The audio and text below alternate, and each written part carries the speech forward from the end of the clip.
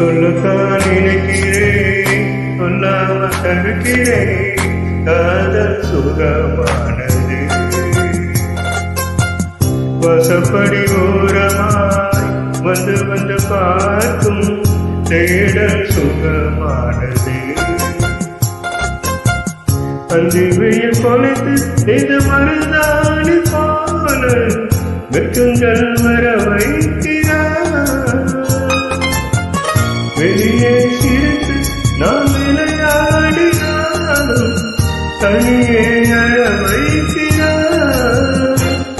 இந்த ஜீவன் இன்னும் கூட ஏன் மயக்காம